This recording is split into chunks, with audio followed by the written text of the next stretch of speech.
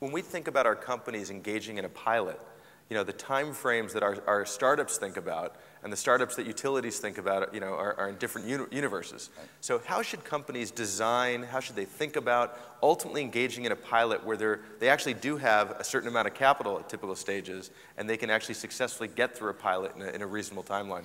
You know, I think the most important thing, this goes back to not only knowing the customer, but you also need to know the customer's regulator. Yeah.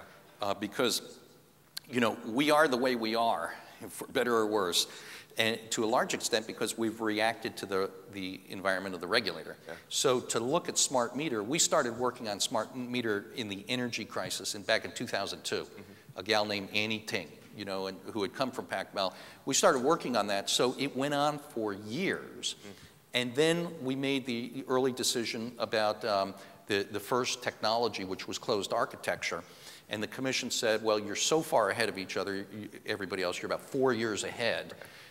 We want you to come back and report. And what we found was that the technology was moving faster than the regulatory process.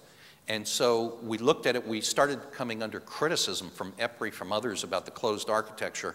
And we said, you know, we really have to be where the future is with the open architecture. But that whole process, you know, has been in front of the commission, the change and the step up in technology for more than a year. Right. And they still, I think, have only just approved it or about to approve it. So, you know, I think you could bankrupt your company waiting for a utility. And so you need to understand the pace at which you deploy human resources and financial resources and understand that timeline because you're not going to buck it. So we could bankrupt our companies. You, in turn, if you pilot over the traditional timeline, will see other companies leapfrogging the companies that you're in the midst of piloting and adopting. Right. So how do you reconcile that on your end? Well, what we've done is we've decided to do what I call a stair-step a deployment of technology. So we had DCSI as the first, and then we're stair-stepping up in a new region. But my thinking is we're talking about a deployment of 4 years, something like that, in time. And the technology has been moving so rapidly that it may be in 2 years' time we're obsolete again. And what we're trying to do is create compatible technologies that are side by side so we can constantly move up. Because frankly, the regulatory process, as I mentioned, between our work and then the regulator could be 2 years. And you all know in 2 years how rapidly technology can move. Yeah.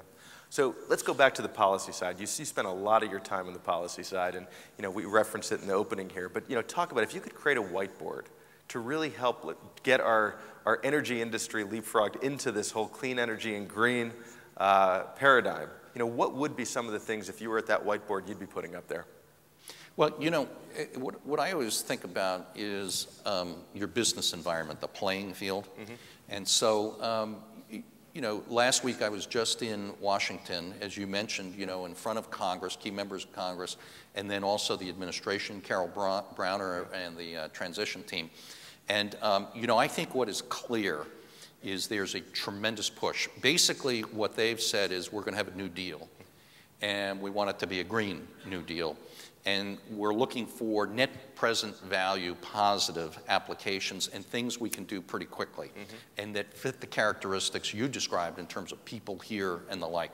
So you need to plot that on your whiteboard and say this is moving ahead with lots of speed. Then you need to look at it at a state level and figure out where that's moving, and then the utilities.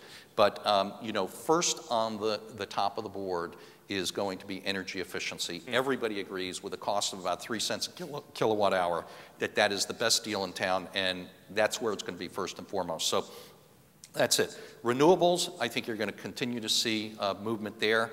And you know, there's the whole issue of intermittency. And so people are going to say, well, you know, how much wind can I really take in this? The beauty of solar is you have more of a coincident thing. But I think the opportunity around that will be how can you store energy? Because you know, the big problem with renewables is you got to think about the storage, and people who can break through in terms of the cost have a huge opportunity there. So that's the second area that I would focus on. Smart grid, I think we want to focus there, and then the clean coal technologies. You know, on the smart grid, the thing that I'd say is you all will be in a better position to create the permutations off the smart grid than we.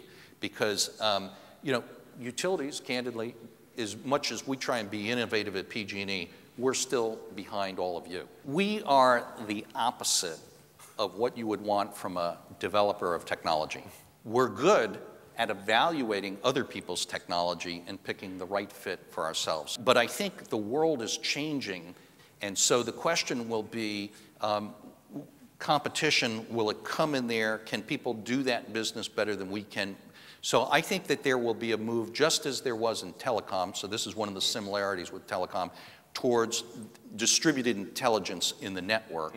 And I think probably the point of entry is out in the home and in buildings where technology is introduced to use less energy and to use it at the most attractive times. Yeah, that makes sense. Although to use the telecom example, you know, and going back to what I described as the old antiquated infrastructure of wireline, and then having a whole new infrastructure develop around wireless, I mean, that's really what, you know, as we look out and see some of the companies trying to do their own distributed generation and their own kinds of business models, will they leapfrog the kind of utility and energy infrastructure of today, or will they use that as a channel to get to the customer? I think they'll do both. They'll first use what's there, and then they'll see if they can leapfrog. And for utilities, what I think is really a major issue, and for policymakers, is we need to think about changing the pricing paradigm as we're along on that journey. Right now, we make more money, well, we make money on each kilowatt hour we sell. Right. And I think, you know, what's logical in the future, consistent with where our policymakers want to go and where utilities need to go, is an idea of a charge for capacity. So drawing on, let's say, the right to draw on 3 megawatts of capacity from PG&E or your utility, and then the energy use. How much energy are you actually using? Because, you know, we have one customer Tony's Fine Foods, 3 megawatt customer, right? And they have 3 football fields of solar panels, and they can generate 1.5 megawatts of capacity. It still costs us the same to provide power to them. And so there's a problem with that in terms of the viability of a utility going forward if distributed generation really becomes pervasive. Well, that makes sense. And you referenced your customer satisfaction ratings. I know in discussions with startups that we have, we remind these companies that, you know, the expertise you have in interfacing with the customer is not something that a technology-centric company has.